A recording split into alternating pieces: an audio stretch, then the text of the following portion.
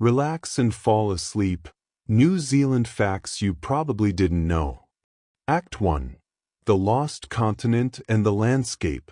Welcome to a journey across one of the most remarkable places on Earth. A land of ancient secrets, towering peaks, and landscapes that seem almost otherworldly. Tonight we're traveling to New Zealand, a country that holds mysteries beneath its waves, fire beneath its surface, and skies so clear they reveal the cosmos itself. So settle in, let your body sink deeper into comfort, and allow these stories of this distant land to gently carry you toward rest. Beneath the turquoise waters of the Pacific Ocean lies a secret that remained hidden for millions of years. New Zealand, the islands you might picture with their green hills and dramatic coastlines, is actually just the tip of something much, much larger. Deep below the ocean's surface, stretching across an area about half the size of Australia, lies Zealandia, a submerged continent. The Maori call it Te Remaui, and it's almost entirely underwater, with only New Zealand and New Caledonia rising above the waves. Imagine that for a moment, an entire continent lurking beneath the sea.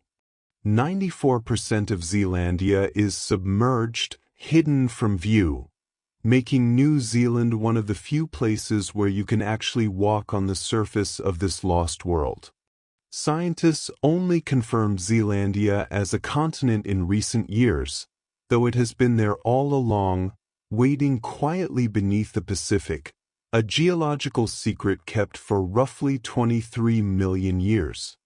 This hidden continent, this land that rose from the sea, is not a quiet, still place. Far from it. New Zealand sits along what's known as the Pacific Ring of Fire, a vast, horseshoe-shaped zone of intense geological activity that encircles the Pacific Ocean. Tectonic plates meet and grind against one another, creating a landscape that is constantly, imperceptibly, and sometimes very perceptibly, in motion. Each year, New Zealand experiences around 15,000 earthquakes. 15,000.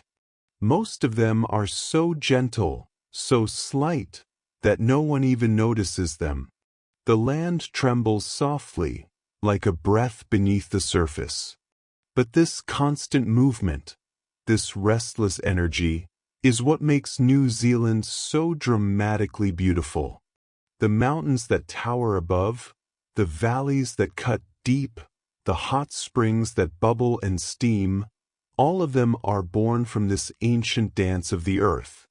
As you rest tonight, you might imagine that even solid ground is more fluid than we realize. Everything moves, everything shifts, in its own time, in its own rhythm. In the heart of New Zealand's North Island, the earth reveals its fiery nature most clearly.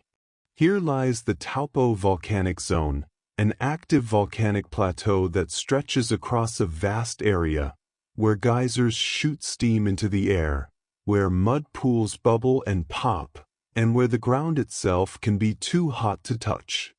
And at the center of this volcanic wonderland sits Lake Taupo. It appears serene, a massive, beautiful lake surrounded by mountains, its waters calm and inviting. But Lake Taupo holds a secret.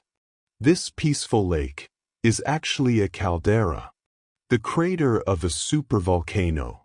Around 26,500 years ago, this volcano erupted in one of the most powerful explosions in Earth's history.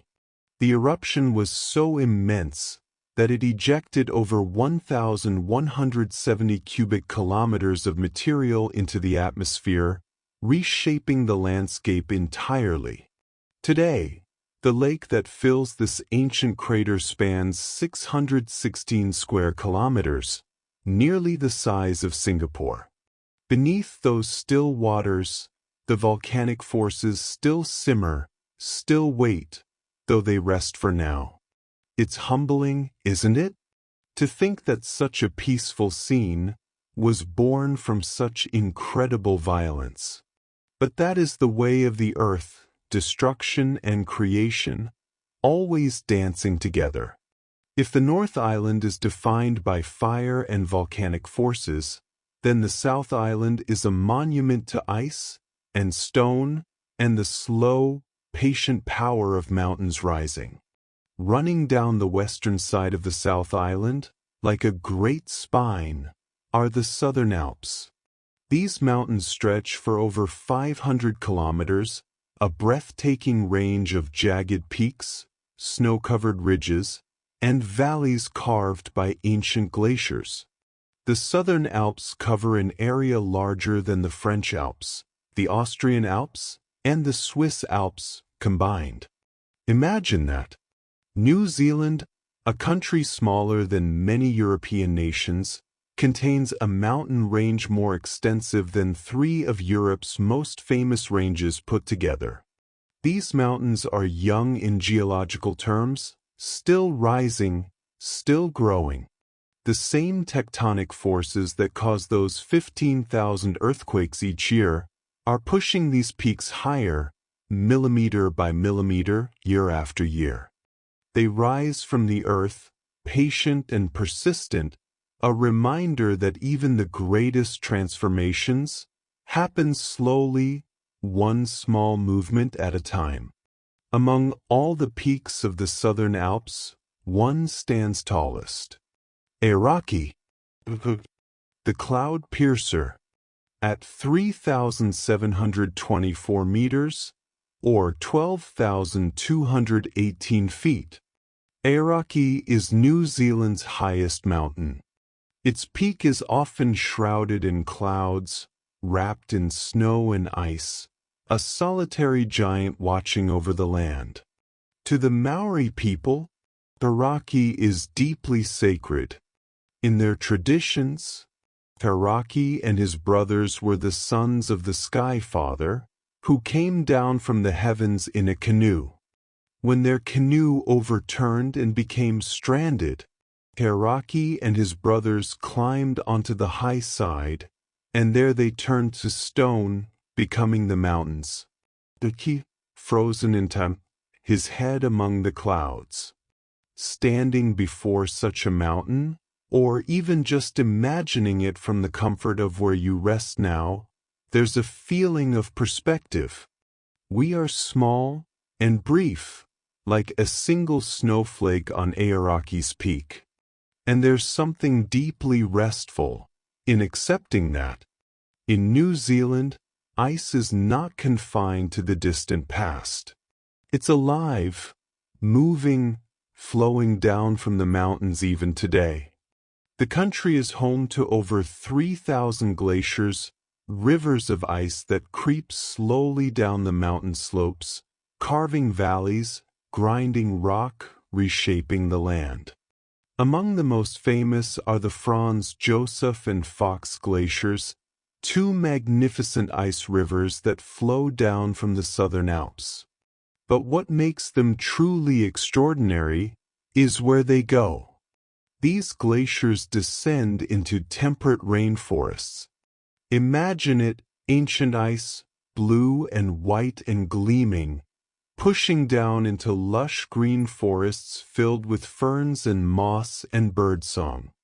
It's one of the only places on Earth where such a thing occurs, where 2 worlds that seem opposite, ice and rainforest, meet and exist side by side.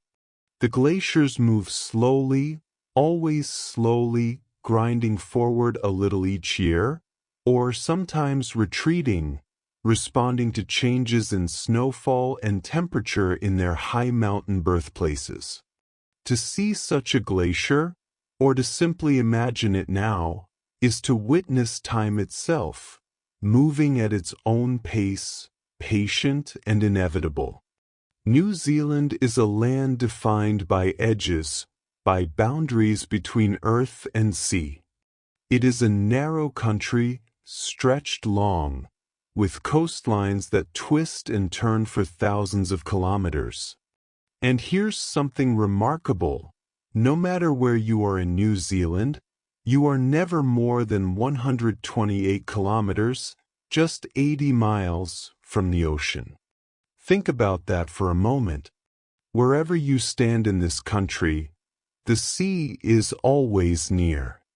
You can smell salt in the air, hear the cry of gulls, feel the presence of the ocean even if you can't see it. This proximity to the sea has shaped everything: the culture, the climate, the very identity of the place. The ocean surrounds, it protects, it isolates, and it connects. For the people who first came to these islands, navigating thousands of miles of open Pacific in wooden canoes, the sea was both a highway and a barrier. And for those who live there now, the ocean remains a constant companion. As you drift toward sleep tonight, you might imagine yourself on an island, surrounded by water, held gently by the rhythm of waves you cannot see, but can always feel. In a small lake nestled within Nelson Lakes National Park, the water possesses a quality so rare that scientists traveled from around the world to measure it. Blue Lake, known in Maori as Rotomerwenua, contains the clearest natural fresh water ever recorded on Earth. The water is so pure, so transparent, that visibility extends up to 80 meters. To put that in perspective, it's almost as clear as distilled water in a laboratory. The lake is fed by a nearby larger lake, and as the water seeps through natural rock filters, it emerges almost perfectly clean. Looking into Blue Lake, you would see down and down and down until the depths simply fade into a distant blue. No murkiness, no cloudiness, just clarity. There's something profoundly peaceful about such purity. Water in its most essential form. Untouched, untroubled. The lake is sacred to the local Maori iwi, and visitors are asked not to swim or touch the water to preserve its pristine nature. And so it remains a mirror of clarity reflecting the sky. When night falls in certain parts of New Zealand, the sky transforms into something almost unimaginable to those who live in cities.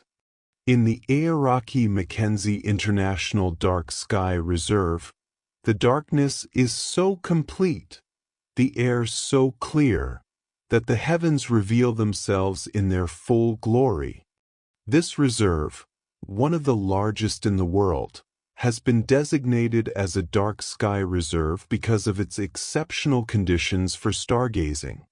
There is almost no light pollution here, just vast stretches of land beneath endless sky. On a clear night, you can see the Milky Way, not as a faint smudge, but as a brilliant river of light flowing across the darkness. You can see thousands upon thousands of stars, galaxies, planets, satellites, even the soft glow of distant nebulae. The Maori people have navigated by these stars for centuries, reading the sky as a map, a calendar, a storybook. The same stars that guided ancient navigators across the Pacific still shine just as brightly today. Imagine yourself there now, lying on the cool ground, looking up, and seeing the universe spread above you, infinite and beautiful. And in that vastness, finding a strange comfort. We are part of something so much larger. And finally, a curious geographical fact, one that speaks to just how far New Zealand is from the rest of the world. If you were in Spain, or Portugal, or anywhere in the Iberian Peninsula, and you began to drill straight down through the earth, passing through the mantle, through the outer core, through the center of our planet, and out the other side, you would emerge somewhere in or near New Zealand. New Zealand sits at the antipodes, the exact opposite side of the Earth from Spain. The word antipodes comes from ancient Greek, meaning with feet opposite, and it's a reminder of just how far this island nation is from Europe. For early explorers, reaching New Zealand meant sailing for months across vast oceans, navigating by stars and currents, leaving the known world behind. Even today, it remains one of the most remote inhabited places on the planet. And perhaps that remoteness, that distance, is part of what makes New Zealand so special. A land apart, a land at the edge of the world. And so, we've journeyed across the lost continent of Zealandia, felt the earth tremble with 15,000 quiet earthquakes, stood before the fiery heart of a supervolcano now sleeping beneath a lake. We've traced the spine of the Southern Alps, climbed in our minds to the peak of Aoraki, watched glaciers flow into rainforests, and realized the ocean is always, always near. We've gazed into the clearest water on Earth, looked up at skies so dark they reveal the galaxy, and discovered that New Zealand sits at the very bottom of the world, as far from some places as it's possible to be. This is a land shaped by fire and ice, by isolation and the restless movement of the earth. A land of edges and extremes, where the lost continent rises from the sea. Let these images drift through your mind now, mountains and glaciers, stars and clear water, as your breathing slows and sleep draws near. Rest well and dream of distant shores. Act 2, The Kingdom of Birds. We continue our journey now, into a time before humans, before cities and farms and roads. A time when New Zealand was a very different place. A land where birds, not mammals, ruled the earth. Let yourself drift back with me, millions of years, to a kingdom unlike anywhere else on the planet. A place where evolution took a strange and beautiful turn, where creatures grew in ways they never could have elsewhere, and where the forests held secrets that still echo today. Rest easy, and let these stories carry you deeper into the ancient world of wings and feathers, of giants and survivors. New Zealand's isolation, its position at the edge of the world, meant that life here evolved along a very different path. When the landmass broke away from the ancient supercontinent of Gondwana, roughly 85 million years ago, it took with it only a handful of creatures. And remarkably, among all the animals that made the journey, there were almost no land mammals. No deer, no cats, no bears or wolves or rabbits. The only land mammals that called New Zealand home were bats. Just bats, flying through the darkness, their wings whispering through the ancient forests. And so, in the absence of predators, in the absence of competition from large mammals, the birds took over. They filled every niche. They evolved in extraordinary ways. Some grew enormous.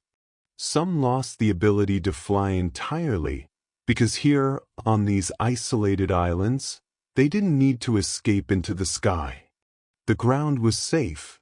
This was the kingdom of birds, a world that existed nowhere else on Earth. Among all the birds that walked this land, one stood taller than the rest. The moa. Imagine a bird standing up to 3.6 meters tall, nearly 12 feet, towering above the forest floor, its long neck stretching upward, its powerful legs carrying it through the undergrowth.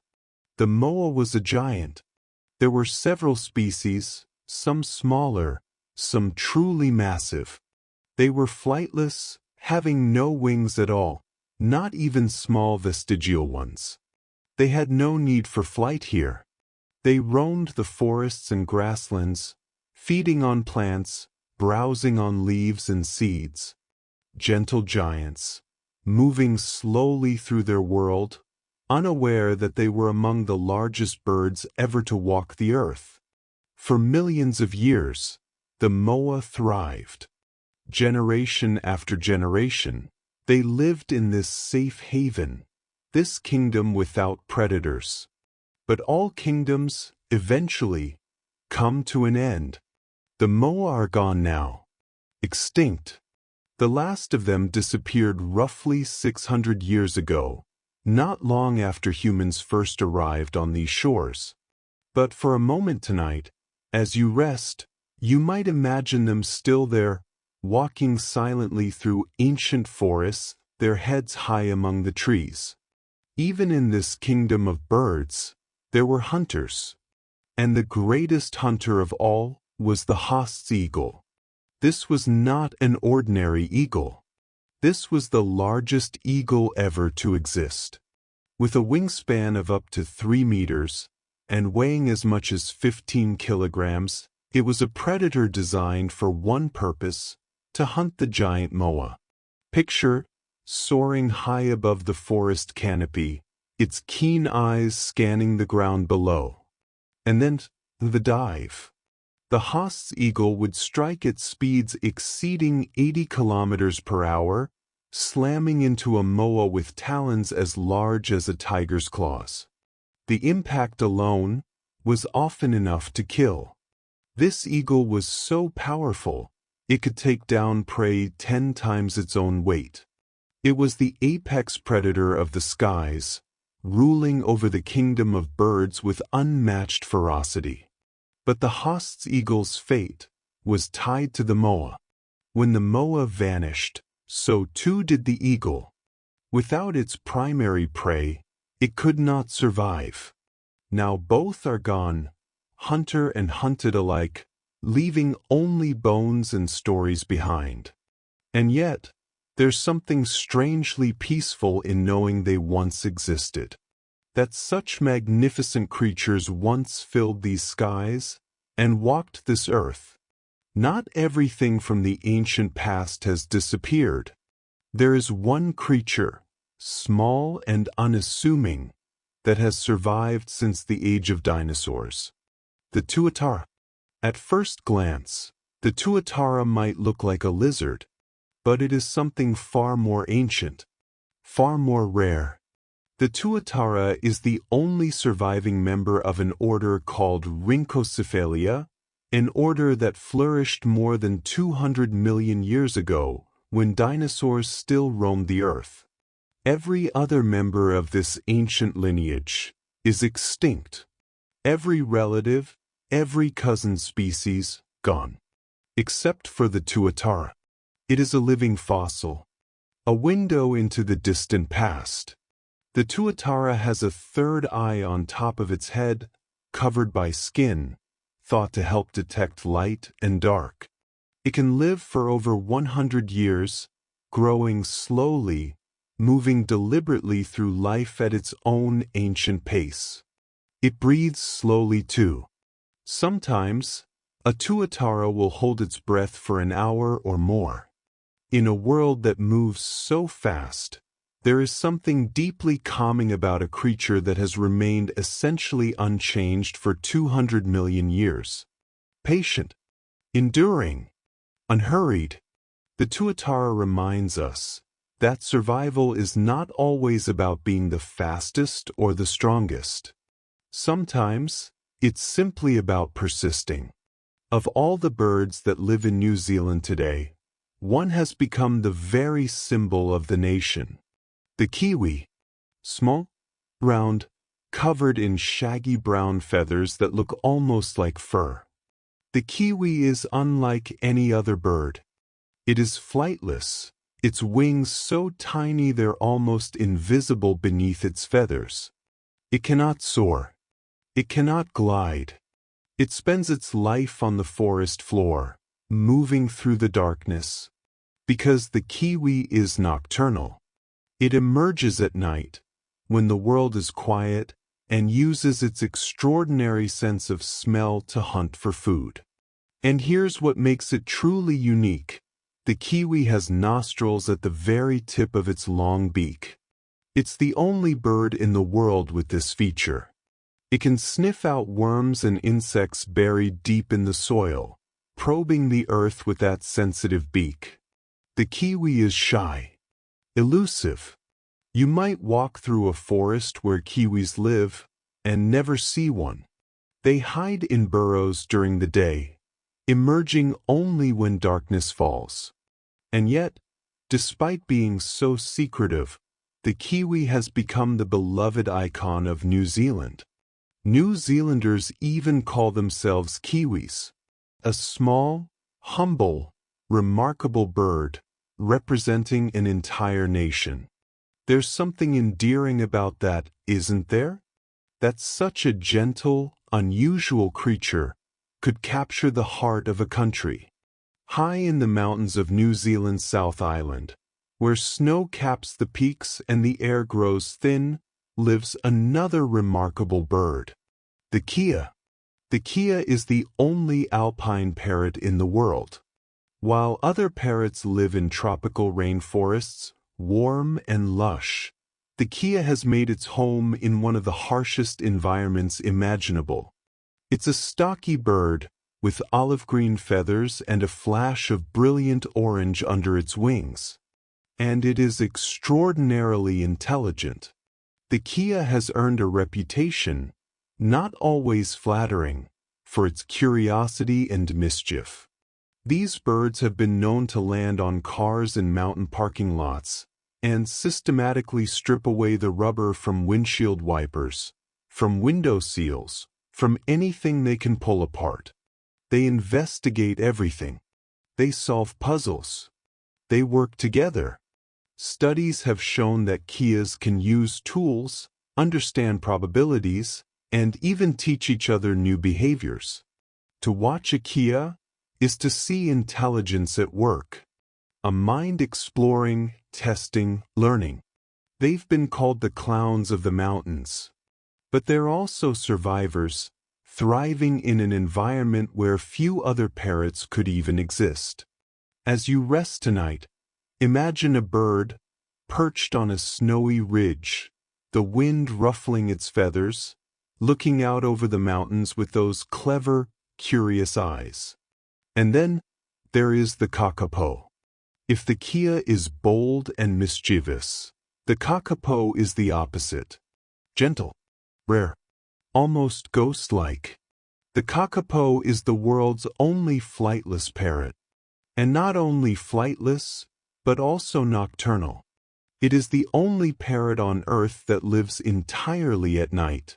It is also the heaviest parrot in the world, weighing up to 4 kilograms. Far too heavy to fly. Instead, it walks through the forest on strong legs, climbing trees slowly, carefully. The kakapo has a beautiful face, soft and owl-like, with large dark eyes. Its feathers are moss green and gold, camouflaging it perfectly against the forest floor. But the kakapo is in trouble. It is critically endangered. At one point, there were fewer than 50 individuals left alive. Because when humans arrived in New Zealand, they brought with them predators the kakapo had never encountered. Rats, stoats, cats, animals that hunted at night, just like the kakapo. The kakapo had no defenses.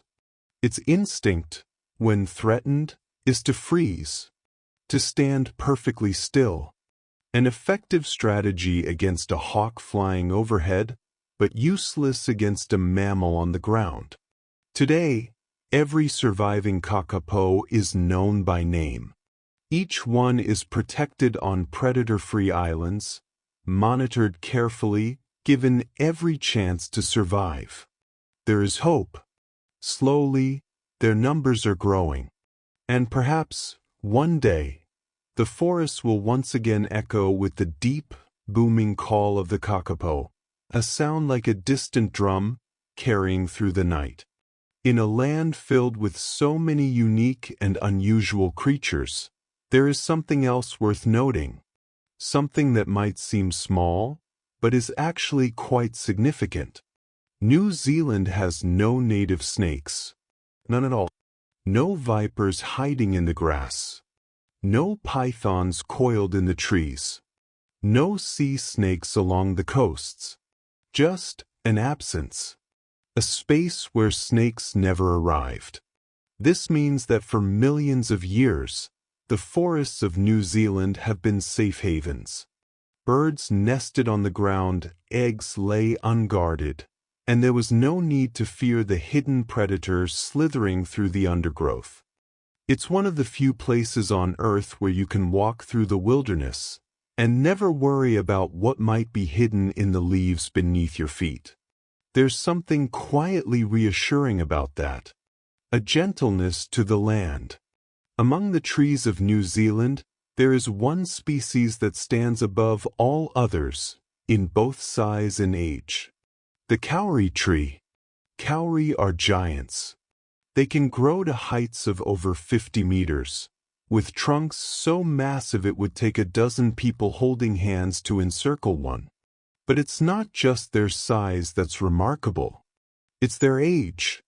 Kauri trees can live for over 2,000 years. 2,000 years. That means some kauri alive today were already ancient when the Roman Empire fell. They were here when Polynesian navigators first arrived. They have witnessed the entire history of human settlement in New Zealand. These trees grow slowly, patiently, adding ring after ring year after year, becoming monuments of wood and bark and time. The wood of the kauri is beautiful, golden, and fine-grained. And because of this, many were cut down. Vast forests that once covered the North Island were felled for timber, but some remain, ancient, towering, silent witnesses to the ages. And among all the kauri trees still standing, one is the largest. His name is Taine Mahuta. In Maori tradition, Taine Mahuta is the god of the forest, the son of the Earth Mother and the Sky Father, and the tree that bears his name is truly worthy of a god. Taine Mahuta stands in the Waipua Forest on the North Island. He is over 51 meters tall. His trunk alone measures more than 13 meters around. It's estimated that Taine Mahuta is between 1,250 and 2,500 years old. Older than nations. Older than most human institutions.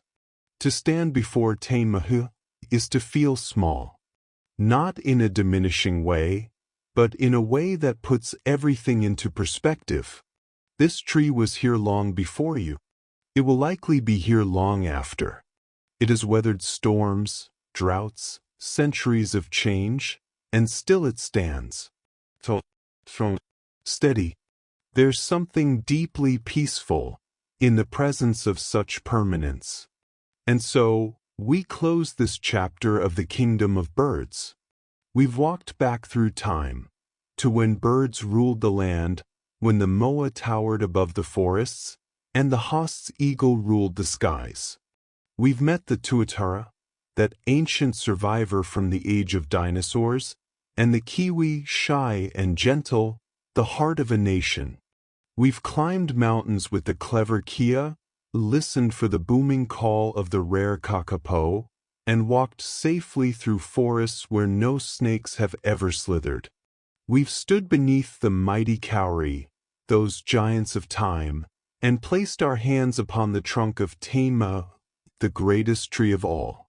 This was the Kingdom of Birds, a world that evolved in isolation, where life took strange and wondrous forms, where creatures grew that existed nowhere else. Let these images settle softly in your mind now. The giants, the survivors, the ancient and the enduring, as your breathing deepens, and sleep draws nearer still. Rest well, in the shelter of the forest, beneath the wings of the kingdom of birds. Act 3. The Human Voyage. The kingdom of birds had thrived for millions of years, undisturbed, evolving in ways found nowhere else on Earth. But isolation, no matter how complete, cannot last forever. And so we come now to the story of arrival, of voyagers who crossed impossible distances, guided only by stars and currents and the wisdom passed down through generations. The story of how humans, finally, found their way to the last frontier. Let yourself drift now across vast ocean swells, beneath endless skies, following the wake of canoes that left one home, in search of another.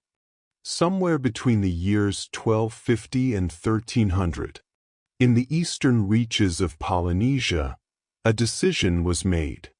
Perhaps the islands were becoming crowded. Perhaps resources were growing scarce. Or perhaps it was simply the call of the horizon, the eternal human need to know what lies beyond. Polynesian navigators, masters of the ocean, prepared their great voyaging canoes.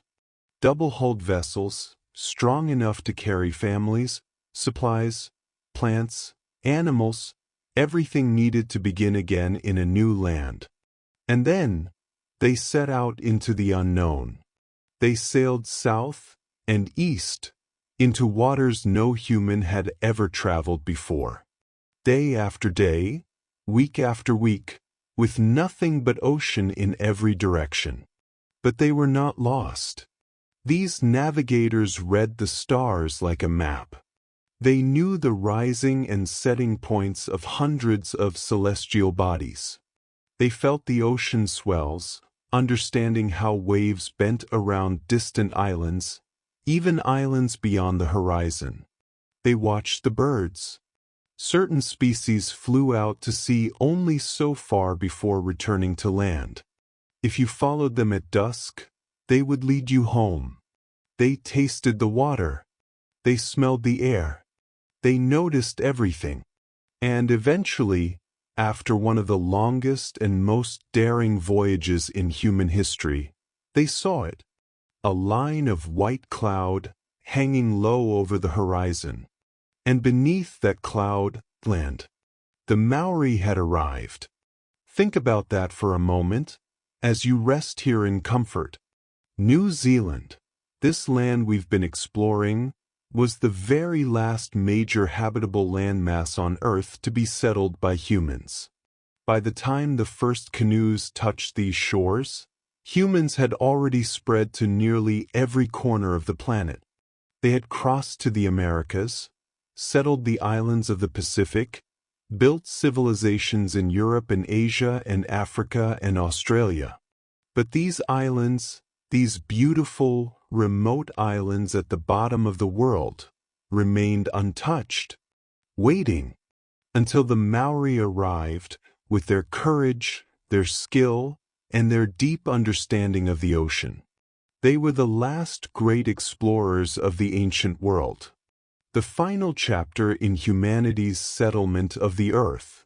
And when they stepped onto these shores, they were stepping into a world unlike anything their ancestors had ever known. The voyagers looked upon this new land and gave it a name, Etiro, the land of the long white cloud. Perhaps they remembered that first sighting, the band of white cloud that signaled land ahead after so many days at sea. Perhaps they noticed how clouds often gather and linger over these mountainous islands, creating long white banners across the sky. Whatever the reason, the name fit perfectly. Etiro, a name that speaks of both beauty and the journey to find it. Even today, centuries later, this name endures. New Zealand and Etiro, both names for the same place, honoring both the indigenous and the later history of these islands. There's poetry in it. the land of the long white cloud, waiting at the end of the world, drawing travelers across impossible distances. For centuries, Aotearoa remained known only to the Maori.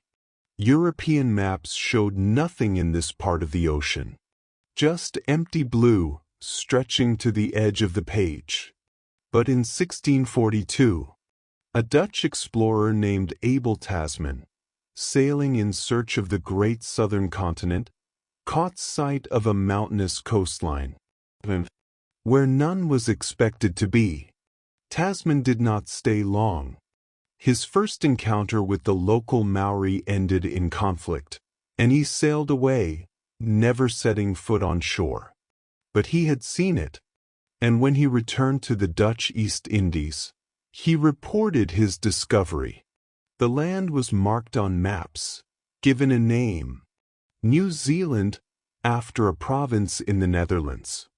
And yet, still, the islands remained largely forgotten by Europe. Too far away, too remote. More than a century passed. And then, in 1769, another ship appeared on the horizon. Captain James Cook, on his vessel the Endeavour, arrived with orders to chart the coastline, to explore, to document everything he found. Cook spent months sailing around New Zealand. He mapped the islands with remarkable accuracy. He met with Maori communities. He recorded observations of the land, the plants, the birds, the people. His charts and journals brought New Zealand into the awareness of the wider world. And slowly, the isolation began to end. The arrival of Europeans brought change. Rapid change. Unsettling change. Traders came. Whalers. Missionaries. Settlers. The Maori faced diseases they had no immunity to. They faced weapons more powerful than any they had known.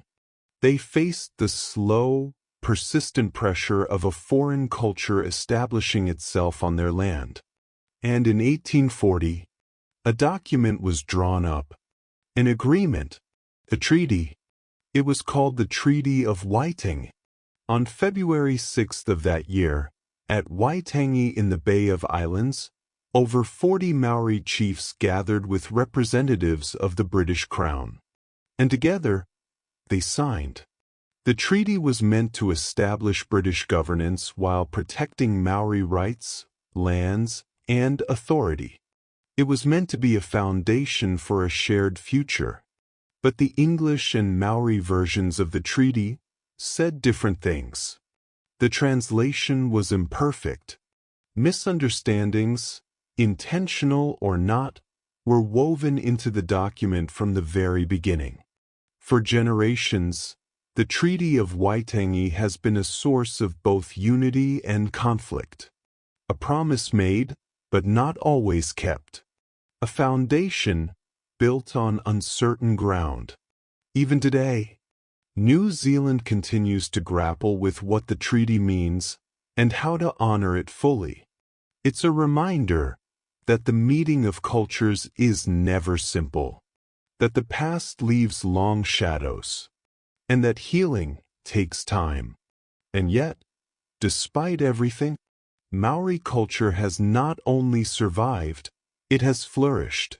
Today, New Zealand recognizes 3 official languages.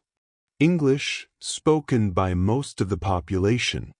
Te Reo Maori, the language of the First People, now taught in schools, heard in Parliament, celebrated and revitalized after years of decline. And New Zealand Sign Language, ensuring that the deaf community is recognized and included. 3 languages. 3 ways of expressing what it means to belong to this place. Te Reo Maori, in particular, has experienced a renaissance. Once at risk of disappearing entirely, it is now woven into the fabric of New Zealand life. You hear it in place names, in greetings, in songs.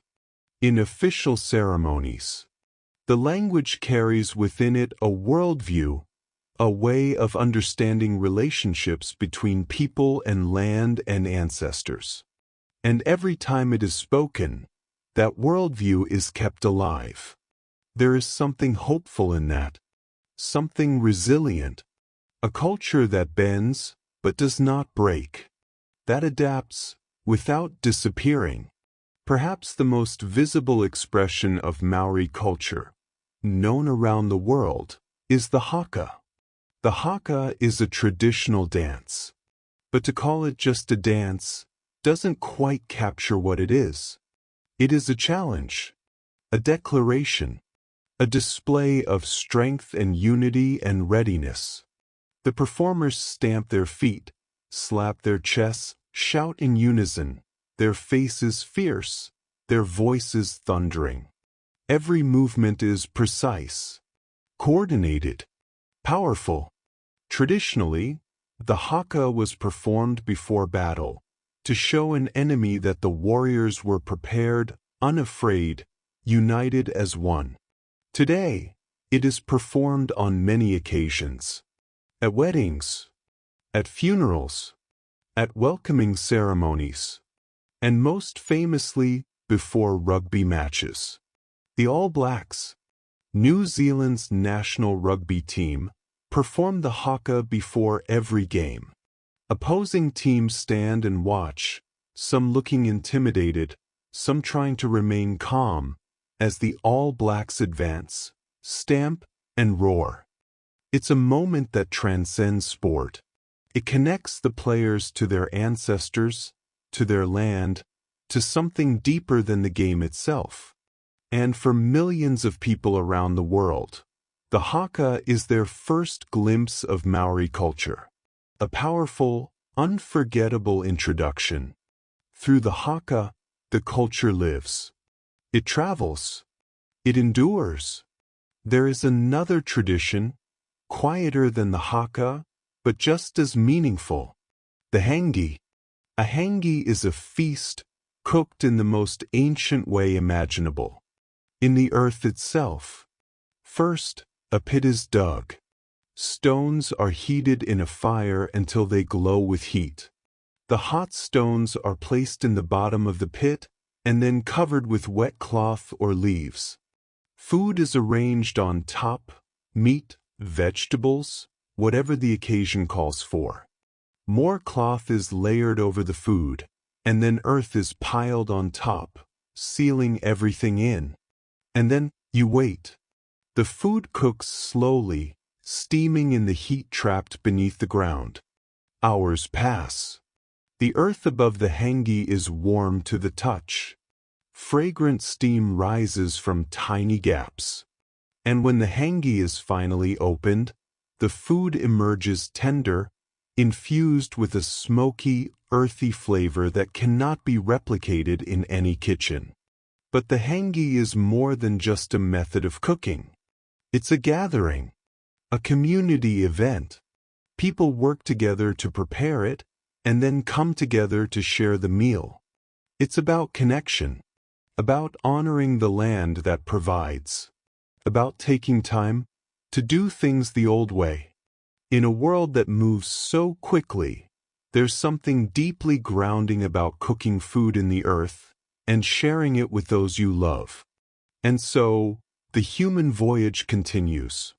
From the first Polynesian navigators, reading the stars and riding the swells across thousands of miles of open ocean, to the moment they sighted the long white cloud and found Aotearoa. From Abel Tasman's brief and troubled encounter, to Captain Cook's meticulous charts, to the waves of settlers who followed. From the Treaty of Whiting, with all its promises and its imperfections, to the ongoing work of honoring both the past and the present. This is a story of arrival, of meeting, of adaptation and survival. It is a story of a culture that faced unimaginable pressures and chose not to disappear. A language that was nearly lost and is now spoken again. A dance that challenges the world to see strength and unity. A meal cooked in the earth, connecting people to the land. The human voyage to New Zealand is not a story that ended centuries ago. It continues. Every day. In every choice to honor what came before, while building what comes next. Let these images settle gently now. The canoes on the horizon, the treaty signed in hope, the haka thundering across a field, the hangi steaming beneath the earth. This is the story of arrival, of finding home, of becoming part of the land, and the land becoming part of you. Rest now and drift as the voyage continues, into dreams of distant shores and long white clouds. Relax and fall asleep. New Zealand facts you probably didn't know. Act 4. A nation of firsts and heroes. Some nations are defined by their size, others by their wealth or their military power. But New Zealand, small and distant as it is, has often been defined by something else entirely. By courage, by innovation, by a willingness to be first, even when the rest of the world was watching, uncertain, hesitant. Tonight, we explore the moments when this small island nation stepped forward and showed the world what was possible. Let yourself settle deeper now and listen to stories of pioneers, of explorers, of people who refused to accept that things had to stay the way they'd always been. The year was 1893. In most of the world, women could not vote. They could not participate in choosing their leaders, their laws, their future. This was simply how things were, how they had always been. But in New Zealand, something changed. After years of campaigning, of petitions signed by thousands, of passionate arguments in Parliament, a decision was made. On September 19, 1893, New Zealand became the first self-governing country in the world to grant women the right to vote. Not just some women, not just property owners, all women over the age of 21. It was revolutionary. The suffragists had fought hard for this moment. Women like Kate Shepherd, who led the movement with determination and clarity, refusing to be silenced, refusing to give up. And when the law finally passed, when women walked to polling stations for the first time and cast their votes, they weren't just participating in an election. They were proving something. That democracy could be more inclusive. That half the population deserved a voice. That change, real change, was possible. Other countries watched. And slowly, over the following decades, they followed. But New Zealand was first. A small nation, at the edge of the world, lighting the way. Nearly a century later, in the 1980s, New Zealand made another bold choice. The world was locked in the Cold War. Nuclear weapons proliferated. Nuclear-powered ships sailed the oceans. The threat of nuclear conflict hung heavy over everything. Many nations accepted this as reality, as the price of security. But New Zealand looked at this reality and said no. In 1984, the newly elected government declared that New Zealand would become a nuclear-free zone.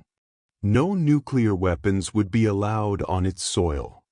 No nuclear-powered or nuclear-armed ships would be permitted in its waters. This was not a popular decision everywhere. The United States, a key ally, was angered. New Zealand was suspended from the ANZUS military alliance. There were consequences, diplomatic tensions, economic pressures. But the government and the people held firm. They believed that some principles were worth standing for, even at a cost. That a small nation could choose its own path.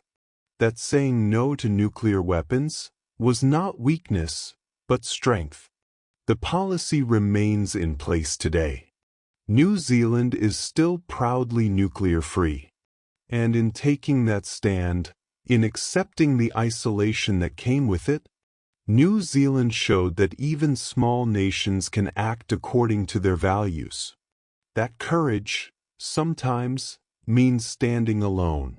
New Zealand's pioneering spirit extended beyond politics, into the very structure of society itself.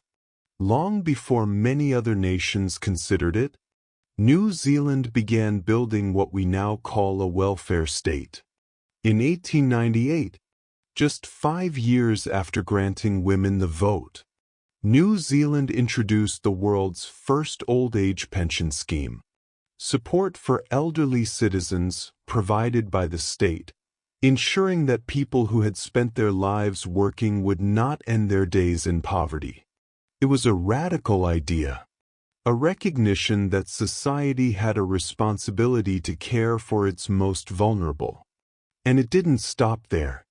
In the 1930s, during the Great Depression, when unemployment and hardship were crushing people everywhere, New Zealand introduced another innovation: state housing. The government began building homes, affordable homes, for working families who could not afford to buy their own. The first state house was completed in 1937, and thousands more followed. Families who had been living in overcrowded, substandard conditions were given keys to new homes with gardens, proper plumbing, dignity. It wasn't charity. It was recognition that everyone deserved a decent place to live. These ideas, old-age pensions, state housing, universal health care, became the foundation of the modern welfare state. And New Zealand, far ahead of its time, led the way. There's something quietly powerful in that. In using the resources of a nation, not for conquest or grandeur, but to care for people. In 1953, the world held its breath as 2 men climbed higher than any human had ever climbed before. Mount Everest, the tallest mountain on Earth, the ultimate challenge. Many had tried. Many had failed. Some had died in the attempt. But on May 29, 1953, at 11:30 in the morning, 2 figures stood on the summit. One was Tenzing Norgay, a Sherpa from Nepal whose skill and experience made the climb possible. The other was Edmund Hillary, a beekeeper from New Zealand. Hillary was not a professional mountaineer. He had no formal training in his youth. He simply loved the mountains, loved the challenge, and worked relentlessly to develop his skills. And when he stood on that summit, looking out over the roof of the world, he became a symbol of something larger than himself. He showed that you didn't need to come from wealth, or privilege, or a major world power to achieve extraordinary things. You just needed determination, preparation, and the willingness to keep climbing, even when every breath was a struggle. Edmund Hillary returned to New Zealand a hero. But he never stopped. He spent decades working in Nepal, building schools and hospitals for the Sherpa people, giving back to the communities that had helped him reach the top. He climbed Everest only once, but he spent his life lifting others up. And that, perhaps, is the truest measure of greatness. While Hillary was conquering physical heights, another New Zealander was exploring the invisible world of the atom. His name was Ernest Rutherford, born in 1871 in the small town of Nelson on New Zealand's South Island. Rutherford grew up far from the great centers of learning, but his mind was sharp, curious, relentless. He earned scholarships that took him to England, and there, working in laboratories with limited equipment, He began unlocking the secrets of matter itself. Rutherford discovered the atomic nucleus. He was the first to split the atom. He identified alpha and beta radiation. He laid the groundwork for the entire field of nuclear physics. His work, more than that of almost anyone else, revealed the structure of reality at its most fundamental level. He is often called the father of nuclear physics, and he won the Nobel Prize, not in physics, but in chemistry, for his work on radioactive substances. When asked about this, Rutherford reportedly joked that of all his transformations, the most surprising was his transformation from physicist to chemist. He never lost his humility, never forgot where he came from, a farm boy from the edge of the world, who peered into the heart of atoms and changed science forever. Not all of New Zealand's defining moments are about triumph. Some are about remembrance, about honoring sacrifice, about ensuring that the costs of war are never forgotten.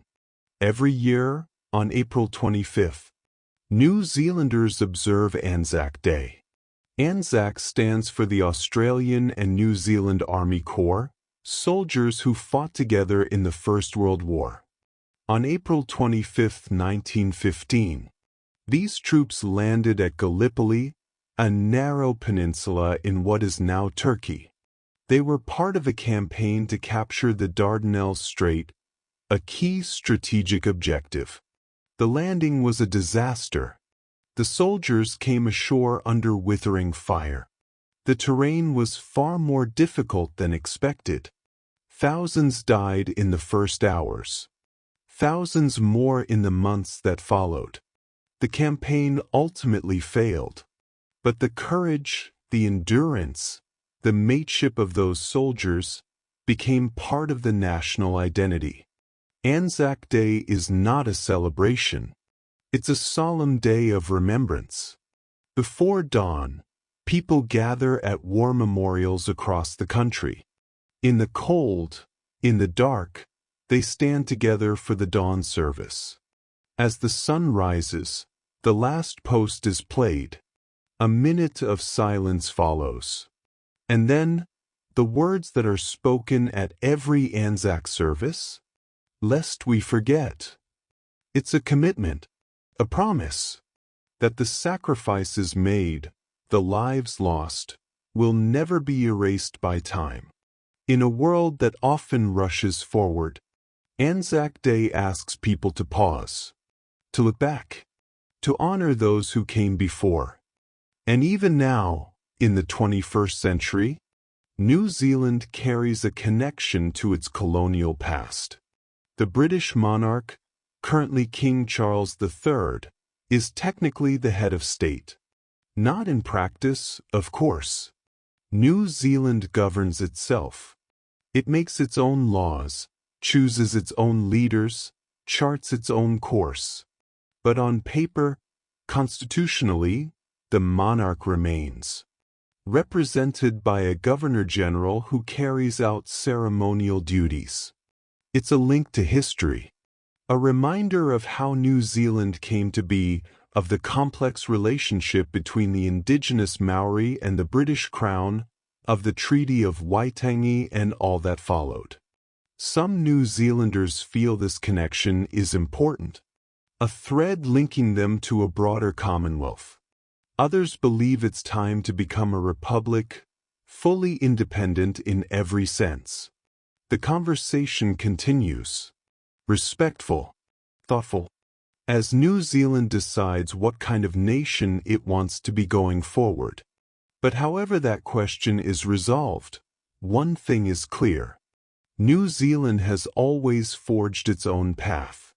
From granting women the vote, to declaring itself nuclear-free, from building a welfare state, to producing pioneers who climbed the highest peaks and unlocked the atom's secrets. This is a nation that refuses to be limited by its size, or its distance, or what others think is possible. And so, we close this chapter of firsts and heroes. We've stood with the suffragists as they won the vote, the first in the world to do so. We've witnessed a small nation stand firm in its nuclear-free convictions, even when powerful allies turned away. We've seen the creation of state housing and pensions, a recognition that caring for people is the highest purpose of government. We've climbed Everest with Edmund Hillary, not for glory, but for the challenge itself. We've peered into the atom with Ernest Rutherford and glimpsed the fundamental nature of reality. We've stood in the pre-dawn darkness on Anzac Day, remembering those who gave everything. And we've acknowledged the ongoing conversation about identity, about independence, about what it means to be New Zealand. These are stories of courage, of innovation, of refusing to accept that things must remain as they are. Let them settle in your mind now, these pioneers and heroes, these moments when the impossible became possible, as your breathing slows and sleep draws ever closer. Rest well, in the knowledge that even the smallest voice can change the world. Relax and fall asleep. New Zealand facts you probably didn't know. Act V, Adventure and Middle-earth. We've journeyed through geology and ancient birds, through human arrival and pioneering spirit. Now, we turn to something different, something that speaks to the restless heart, the part of us that seeks adventure, that wants to fly, to leap, to explore impossible worlds. New Zealand has become a playground, a place where filmmakers create fantasy realms, where inventors dream up new ways to experience gravity and speed, and where athletes push the limits of what the human body can achieve. Let yourself drift now into stories of imagination and adrenaline, of movie magic and sporting glory, of a nation that refuses to sit still. In the late 1990s, a New Zealand filmmaker named Peter Jackson was preparing to do something many thought impossible. He was going to bring Middle-earth to life. J.R. Tolkien's The Lord of the Rings, one of the most beloved fantasy epics ever written, was going to become a trilogy of films. And Jackson, working from his home country, decided that New Zealand would become Middle-earth. It was an audacious choice. This was not Hollywood. There were no massive studio lots, no endless resources. But what New Zealand had was landscape. Rolling green hills that could become the Shire, towering mountains that could be the Misty Mountains, volcanic plains that could transform into Mordor, ancient forests, dramatic coastlines, rivers and valleys and peaks that looked untouched, timeless, exactly as Tolkien might have imagined. 4 years, film crews traveled across both islands, capturing hundreds of locations. They built sets, created costumes, forged weapons and armor with obsessive attention to detail. And when the films were released, starting in 2001, they became a phenomenon. Audiences around the world saw New Zealand's landscapes and fell in love. The films won countless awards. They made billions of dollars. They changed cinema. But perhaps more importantly, they changed how the world saw New Zealand. Suddenly, this distant island nation was Middle-earth, a place of magic and adventure, a place people desperately wanted to visit. And years later, when Jackson returned to film the Hobbit trilogy, New Zealand once again became the backdrop for epic storytelling. The landscapes that had existed for millions of years were finally getting the recognition they deserved. In the heart of the Waikato region, near the town of Matamata, there is a place that shouldn't exist. Rolling green hills, round doors built into the earth, gardens overflowing with vegetables and flowers, a mill beside a pond, washing hanging on lines, smoke rising from chimneys. Hobbiton. When Peter Jackson's crew built the Shire for The Lord of the Rings, they constructed it here. Dozens of hobbit holes, carefully designed, each one unique. After filming ended, most movie sets are dismantled, destroyed, returned to nature. But Hobbiton remained. The landowner, recognizing something special, decided to preserve it, to rebuild it even more permanently when the Hobbit films were made. And now, it stands as a permanent attraction. People from around the world make pilgrimages to Hobbiton. They walk the same paths that Frodo walked. They stand outside Bag End. They drink ale at the Green Dragon Inn. It's a strange and wonderful thing. A place that exists because of a story. A fictional village, made real, and now more famous than many real villages. Children run through the gardens. Adults stand in awe, feeling for a moment like they've stepped into another world. And perhaps, in a way, they have. Sometimes the line between fiction and reality is softer than we think. The magic of New Zealand's film industry doesn't happen only on location.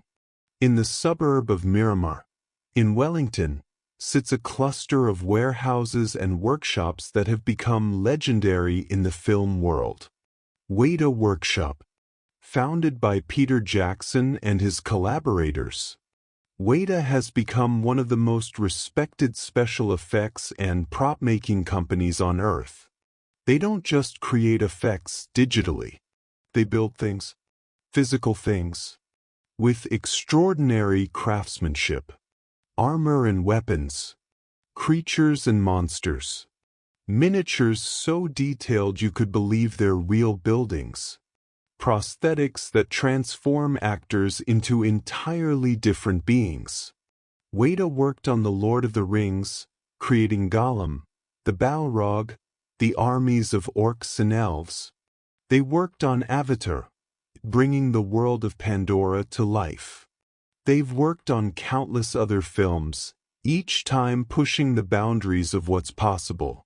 Walking through Weta Studios, you'd see artisans sculpting, welding, sewing. Old-world craftsmanship meeting cutting-edge technology. It's a reminder that even in the age of computer-generated imagery, there's still something irreplaceable about things made by hand. About the weight and texture of something real. Middle-earth was born in New Zealand's landscapes, but it was perfected in Weta's workshops. New Zealand's relationship with adventure isn't limited to the screen. This is a country where people have always looked at the world and asked, what if? What if we could jump off bridges? In 1988, a New Zealander named A.J. Hackett stood on the Eiffel Tower in Paris, tied a rubber cord to his ankles, and jumped. He was arrested, but he had made his point. Bungee jumping, the act of leaping from a great height with only an elastic cord to save you, could be commercialized, could become an adventure sport. Hackett returned to New Zealand and opened the world's first commercial bungee jumping site. The Kawerau Bridge, spanning a river gorge near Queenstown. People thought he was crazy. Who would pay to throw themselves off a bridge? Thousands. Tens of thousands. Hundreds of thousands. The rush of falling. The moment the cord catches. The rebound. The laughter, or screaming, or stunned silence that follows. Bungee jumping became a global phenomenon. And it all started in New Zealand, with someone willing to take the leap. There's something very New Zealand about that. Seeing an opportunity for adventure, and going for it, without overthinking. New Zealand's rivers are fast, shallow, filled with rocks. Traditional boats couldn't navigate them. Propellers would strike the bottom. Engines would fail. So in the 1950s, a New Zealand farmer and engineer named Bill Hamilton decided to invent something new: the jet boat. Instead of a propeller, the jet boat used a pump to draw water in and shoot it out the back at high pressure. The entire mechanism was contained within the hull. Nothing protruded below the waterline. This meant the boat could skim across water just inches deep. It could navigate rapids, turn on a dime, accelerate to thrilling speeds. Hamilton's invention revolutionized river travel. Suddenly, the wildest rivers in New Zealand were accessible. And of course, it didn't take long for someone to realize this would make an incredible tourist attraction. Today, jet boat rides are a staple of New Zealand tourism. Passengers grip their seats as the boat races through narrow canyons, spins in circles, splashes through rapids.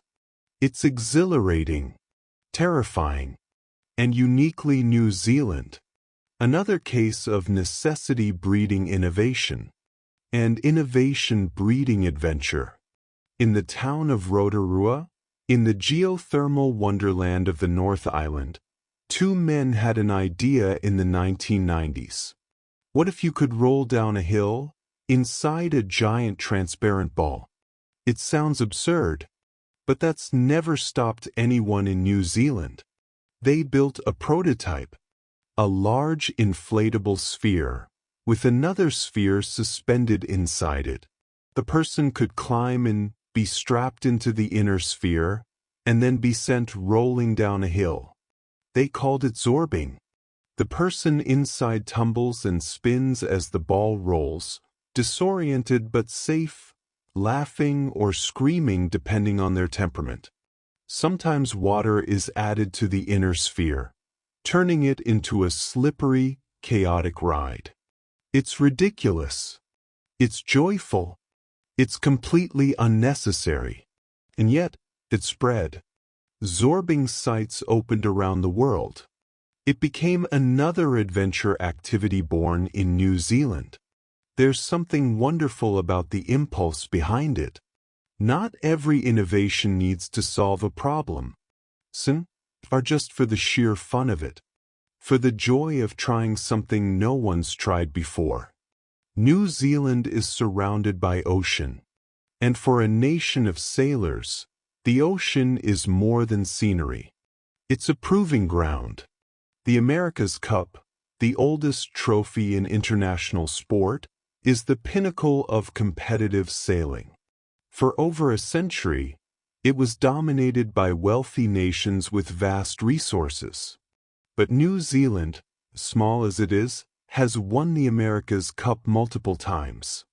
In 1995, Team New Zealand won for the first time, bringing the cup to the Southern Hemisphere for the first time in its 144-year history. They defended it successfully in 2000, lost it in 2003.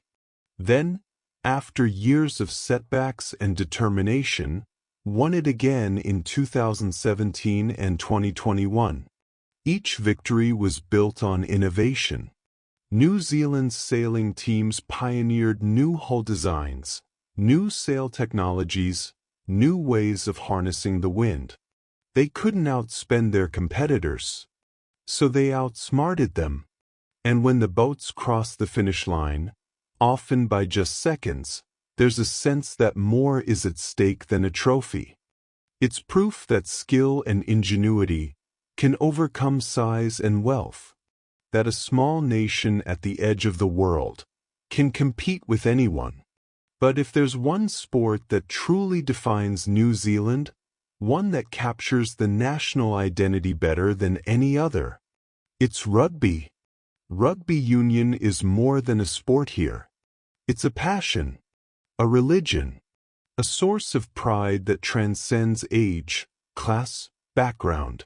And the national team, the All Blacks, are legends.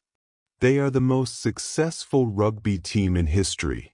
Their win percentage over more than a century is over 77%, a record unmatched in any major team sport. They've won the Rugby World Cup 3 times. They consistently rank as the #1 team in the world. But it's not just about winning. It's about how they play. The All Blacks have a style, a philosophy built on speed, skill, and relentless pressure. And of course, there's the haka. Before every match, the All Blacks perform the haka, that ancient Maori war dance. Fierce, unified, powerful. Opposing teams must stand and watch. And in those moments, rugby becomes more than a game. It becomes a cultural expression, a connection to the land, the ancestors, the warrior spirit. For many New Zealanders, the All Blacks represent the best of who they are. Determined, resilient, proud, and when the team wins, the entire nation celebrates. When they lose, the entire nation mourns. It's hard to explain to outsiders, but in New Zealand, rugby matters deeply. And so, we close this chapter of adventure and Middle-earth. We've walked through the Shire, stood in awe at Wada's workshops, and watched New Zealand's landscapes become the backdrop for some of cinema's greatest stories. We've leaped from bridges with bungee cords, raced through river canyons in jet boats, rolled down hills in giant transparent spheres. We've seen sailors harness the wind and claim the America's Cup. And we've stood with the All Blacks as they performed the haka, representing a nation with pride and power.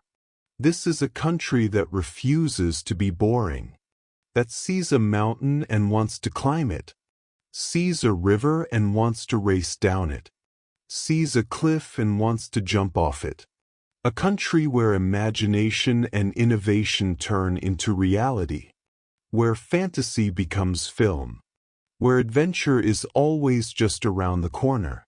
Let these images drift through your mind now: green hills dotted with hobbit holes, boats skimming across shallow rapids, rugby players facing down opponents with ancient warrior dances.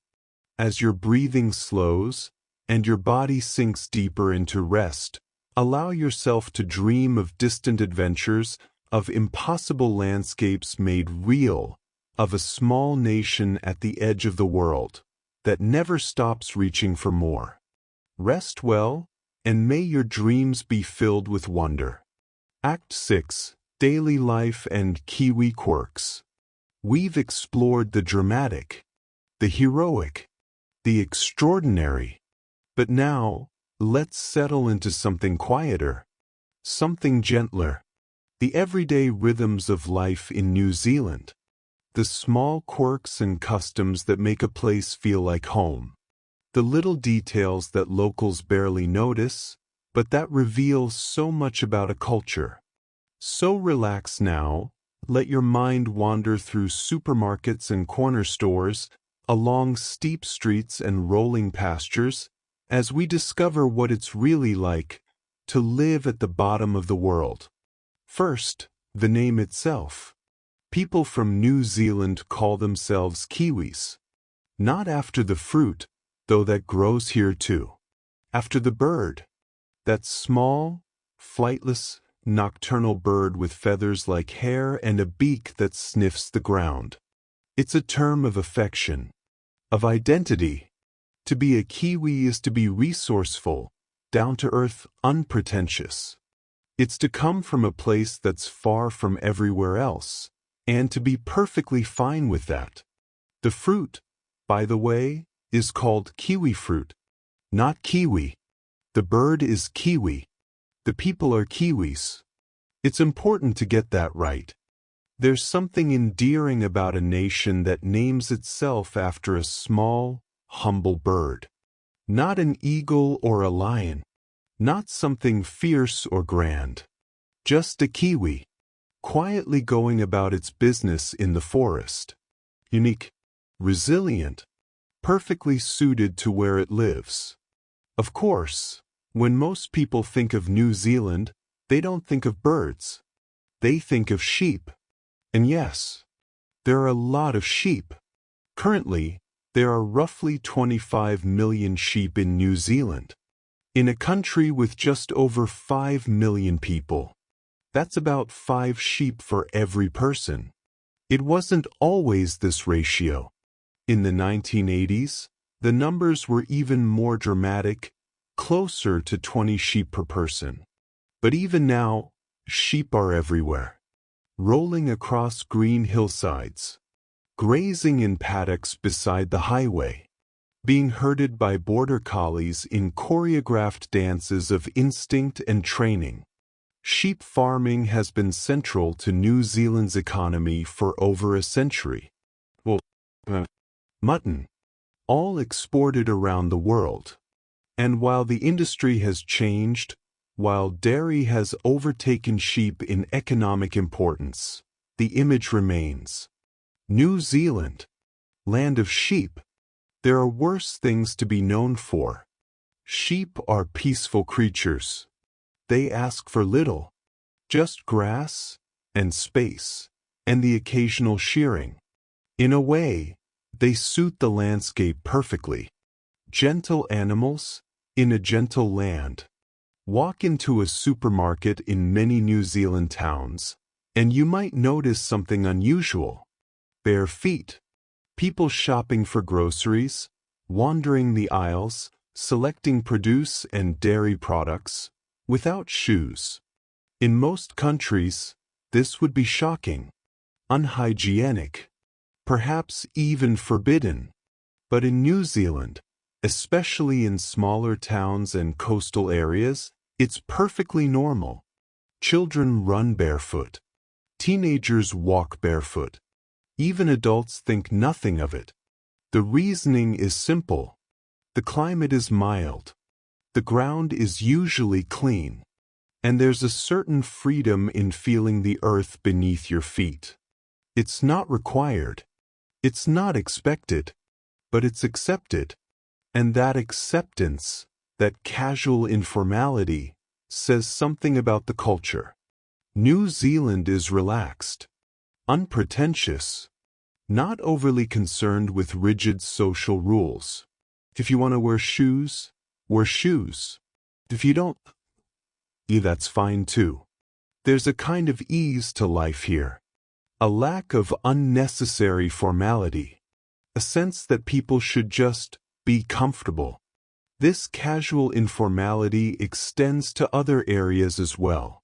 For instance, tipping. In many countries, tipping is expected, even mandatory. Servers rely on tips to make a living wage. Diners calculate percentages. There's a whole etiquette around it. Not in New Zealand. Tipping simply isn't part of the culture. Workers, including those in restaurants and cafes, are paid a proper wage. They don't rely on tips. And diners aren't expected to add anything extra to the bill. If the service was exceptional, truly extraordinary, you might leave a small tip. But it's rare, and certainly not required. For visitors from tipping cultures, this can feel strange at first. Liberating, but strange. The bill is the bill. You pay it, and that's that. It's another reflection of that egalitarian spirit. The sense that everyone deserves fair pay for their work, and that customers shouldn't be responsible for making up the difference. Simple. Straightforward. Again and again, surveys and studies reach the same conclusion. New Zealand is one of the friendliest countries in the world. And one of the safest. Crime rates are low. Violent crime is rare. People leave their doors unlocked in many areas. Children play outside without constant supervision. Strangers say hello. They strike up conversations. They offer help without being asked. There's a warmth here, a genuine kindness that visitors notice immediately. Part of it may be the size. With a small population spread across 2 islands, there's space. Less crowding, less stress. Part of it may be the history. A culture built on cooperation, on helping your neighbor, because out here, at the edge of the world, you needed your neighbors. And part of it is simply who the people are. Friendly, open, welcoming. It's not paradise. No place is. But there's a quality of life here that's hard to find elsewhere. A sense that people matter more than profit. That community matters more than competition. That life should be lived at a pace where you have time to stop and chat. To share a cup of tea. To help someone carry their groceries. And then there's the accent. New Zealanders speak English. But it's English with a twist. A softening. A rounding of certain vowels that gives the accent its distinctive character. The short I sound often becomes something closer to a U. So, fish and chips becomes fush and chups. 6 sounds like sucks. Lift sounds like luffed. It's subtle, but once you hear it, you can't unhear it. There are other quirks too. The vowels in words like bed and bad can sound quite similar. The accent has a slight upward lilt at the end of sentences, making statements sometimes sound like questions. It's a gentle accent, friendly, easygoing, and like all accents, it carries identity. To hear it is to know immediately you're listening to a Kiwi. The accent is one thing, but New Zealand English has its own vocabulary too. Words and phrases that make perfect sense to locals and leave visitors utterly confused. A cooler, the insulated box you put drinks and ice in for a picnic, is called a chili bin. Flip-flops, those simple rubber sandals, are jandals. Short for Japanese sandals, apparently, though no one thinks about that anymore. A corner store, a small shop selling milk and bread and snacks, is called a dairy, even if it sells no dairy products at all. A duvet is a duna. A pickup truck is a uta. Swimwear is togs. And if someone invites you to tea, they might mean dinner. Or they might mean an actual cup of tea. Context is important.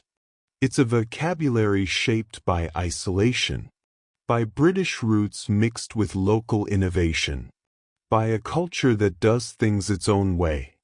And once you learn the lingo, it feels like you've been let in on a secret, a linguistic handshake, a sign that you're starting to understand what it means to be here. In the forests of New Zealand, bees gather nectar from the flowers of the manuka tree. And from that nectar, they produce something extraordinary. Manuka honey. It looks like regular honey. Thick. But Manuka honey has properties that other honeys don't. It contains a compound called methylglyoxal, MgO, in much higher concentrations than other honeys. And this compound has powerful antibacterial effects. Manuka honey has been used for centuries by Maori for healing wounds, for soothing sore throats, for general wellness. Now, science has caught up.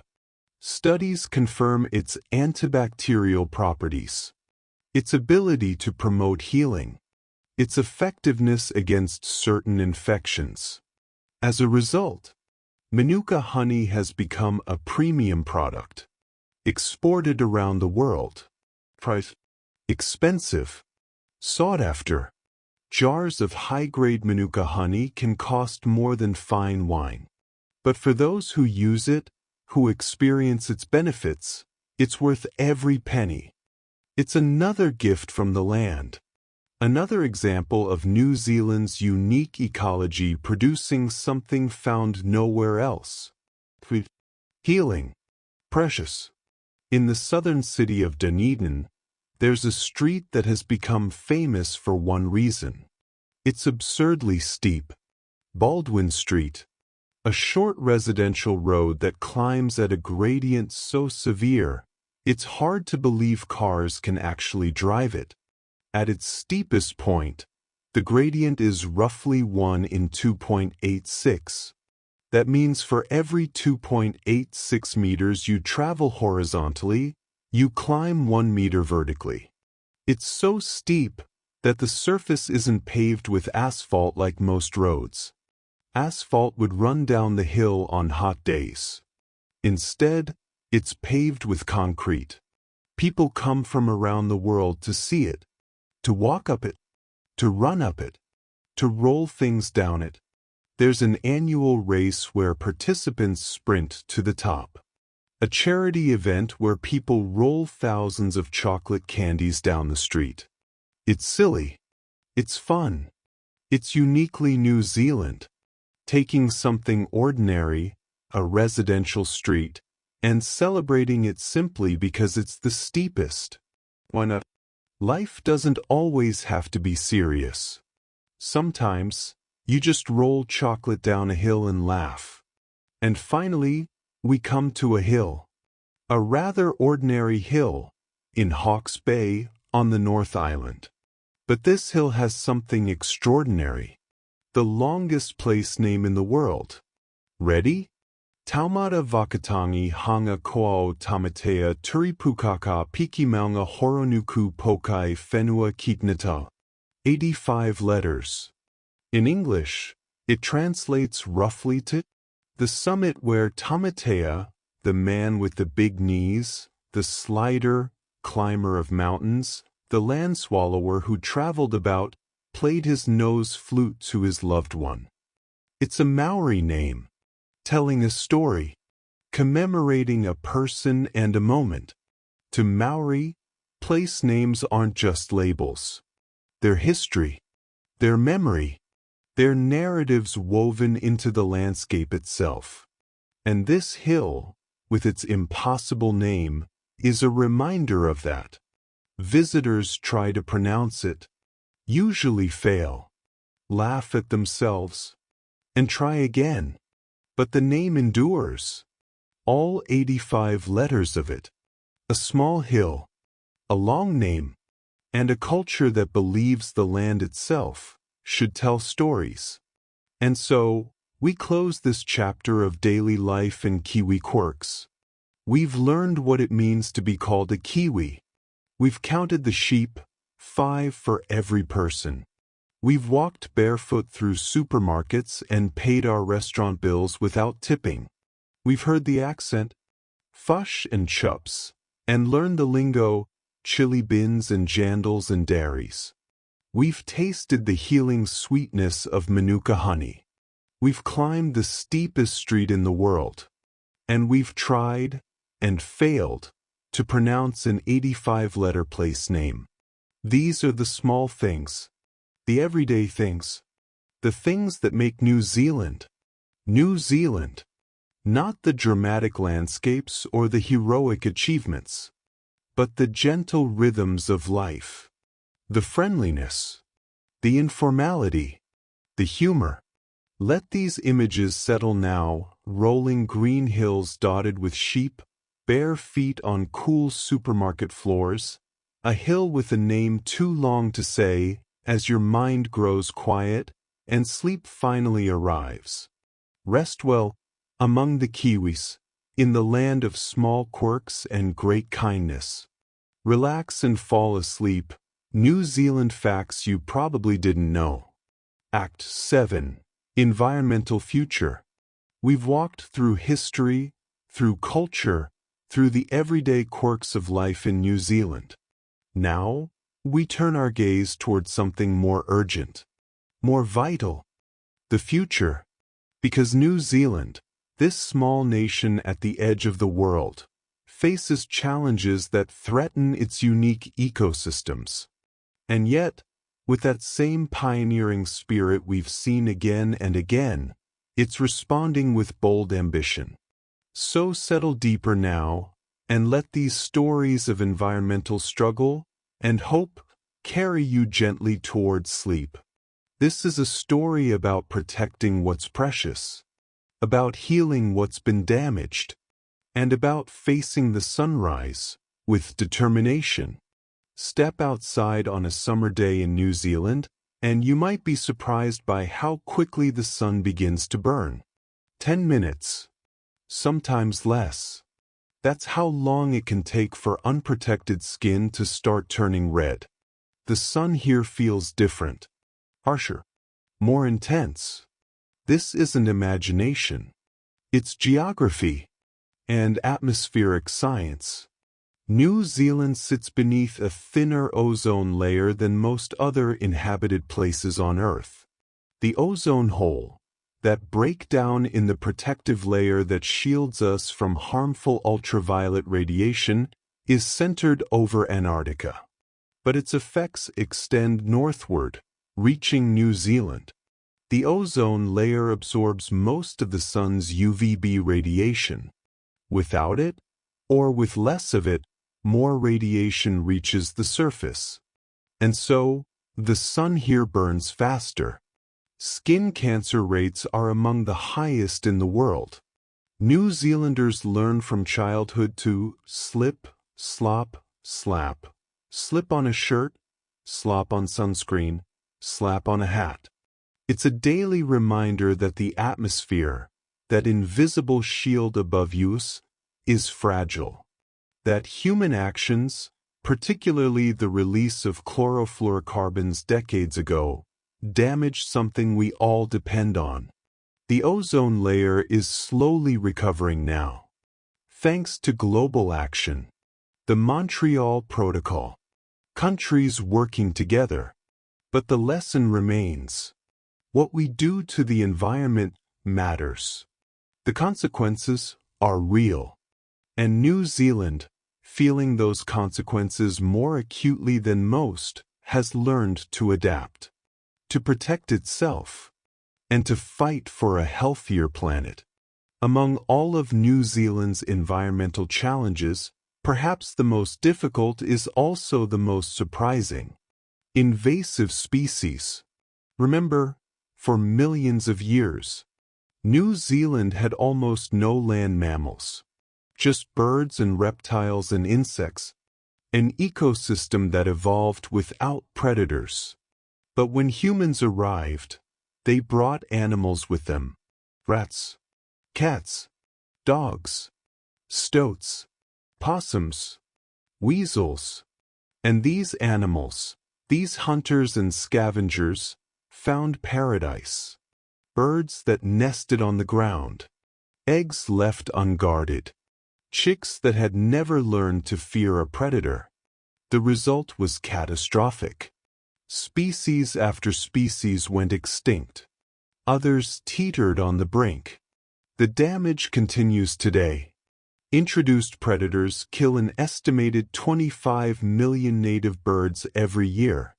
But New Zealand has made a decision. A bold, almost audacious decision. By the year 2050, New Zealand aims to be completely free of introduced predators. Every rat, every stoat, every possum, gone.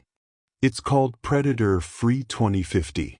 And it's one of the most ambitious conservation goals any nation has ever set. Is it possible? Many scientists aren't sure. The scale is enormous. The challenge is immense. But New Zealand is trying. Traps are being deployed across the country. Poison drops in remote forests.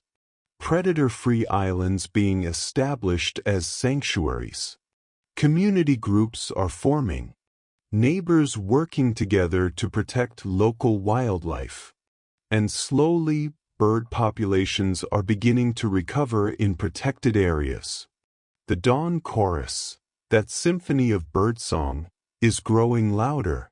It's a long road, a difficult road. But there's hope. Hope that one day, the birds will reclaim their kingdom. One of the most vilified creatures in this fight is the possum. This might surprise people from Australia, where possums are protected, beloved even. But in New Zealand, the possum is public enemy number one. Australian brushtail possums were introduced to New Zealand in the 1800s to establish a fur trade. And at first, it seemed like a good idea. But possums thrived. With no natural predators, their population exploded. Today, there are an estimated 30 million possums in New Zealand. And they're devastating the forests. Possums eat native plants, stripping trees bare.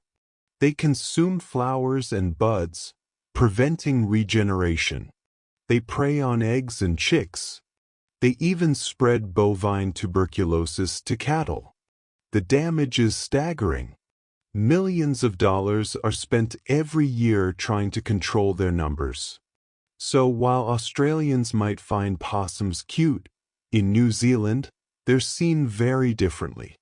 It's another reminder that species out of place, no matter how harmless they seem in their native habitat, can become destructive elsewhere. Balance is delicate, and once broken, incredibly hard to restore. But not everything about New Zealand's environment is a challenge. Some things are opportunities. Like the wind. Wellington, New Zealand's capital, sits at the southern tip of the North Island, right where the roaring 40s, those fierce westerly winds that circle the globe, funnel through the Cook Strait. The result? Wellington is one of the windiest cities in the world. Average wind speeds regularly exceed 22 kilometers per hour. Gusts can be fierce enough to knock people over, to close the airport, to turn an umbrella inside out within seconds. For pedestrians, it can be frustrating. But for energy production, it's a gift. New Zealand has embraced wind power. Massive wind farms dot the landscape, their turbines spinning almost constantly, converting that relentless wind into electricity. And it's not just wind. New Zealand also harnesses geothermal energy, using the heat from its volcanic plateau. Hydroelectric power from its many rivers.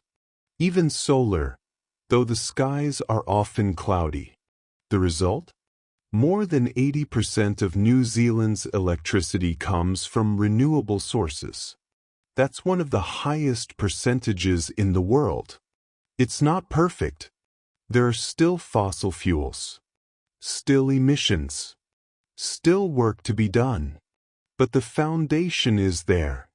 A commitment to clean energy, to using what the land naturally provides. Water, heat from the earth, gifts waiting to be harnessed. In 2019, New Zealand joined a small but growing list of countries taking action against plastic pollution. Single-use plastic bags, those thin, flimsy bags handed out at supermarket checkouts, were banned. The transition wasn't without challenges. People had to adjust, bring their own bags, remember to plan ahead. But the change happened. Quickly, smoothly. And almost immediately, the difference was visible. Fewer plastic bags caught in trees. Fewer floating in harbors. Fewer washing up on beaches. It was a small step. Plastic pollution is a massive global problem. One small country banning checkout bags isn't going to solve it. But it's something. A statement. A commitment. New Zealand has often been at the forefront of environmental action. First to grant women the vote. First to declare itself nuclear-free. And now, among the first to ban single-use plastics. It's that same spirit, that willingness to lead, even when it's difficult, even when the benefits won't be immediately apparent, because the future matters, and small actions add up, one bag at a time, one decision at a time. And finally, we come to the sunrise. Every day, somewhere on Earth, the sun rises first over land. And for the mainland, that place is in New Zealand. Specifically, East Cape, the easternmost point of New Zealand's North Island. Before anywhere else on the major landmasses, the sun breaks the horizon. The first light, the first warmth, the first golden rays spreading across the water. For the local Maori iwi, the Ngati Puru, this has spiritual significance. They are the first to greet each new day, the first to witness the sun's return. There's something poetic about that. About New Zealand, this nation at the edge of the world, being the first to see tomorrow. It's a reminder that every day is new. Every sunrise, a chance to begin again. To make different choices. To do better. The environmental challenges New Zealand faces are real. The ozone hole. The invasive species. The extinctions. But the sunrise keeps coming. And with it, hope. Hope that the predators can be controlled. That the forests can recover. That the birds will sing again in numbers not heard for centuries. Hope that renewable energy can power the nation. That plastic pollution can be reduced. That future generations will inherit a land as beautiful and unique as the one that exists today. The first sunrise. Every single day. A reminder that it's never too late to change course. And so, we close this chapter of environmental future. We felt the harsh sun, a reminder of the fragile ozone layer above. We've learned about the ambitious goal, predator-free 2050, and the battle to save native birds from rats and stoats and possums. We've understood why possums, beloved in Australia, are villains here. We've stood in the wind of Wellington and seen those turbines spinning, generating clean power from an endless resource. We've watched the single-use plastic bags disappear, a small step toward a cleaner world. And we've stood at East Cape, watching the first light of day touch the land, a daily reminder that every sunrise brings hope. This is a story still being written. The ending isn't certain. The challenges are real. But New Zealand, as it has done so many times before, is trying. Leading. Taking risks in the hope of a better future. Let these images settle gently now, wind turbines against a cloudy sky, birds returning to predator-free forests, the sun rising first over the eastern cape, painting the sky in gold. As your breathing slows, and sleep finally takes hold, rest in the knowledge that even small actions matter. That hope endures. That every day begins again. Rest well, beneath the sunrise, in the land that greets tomorrow first.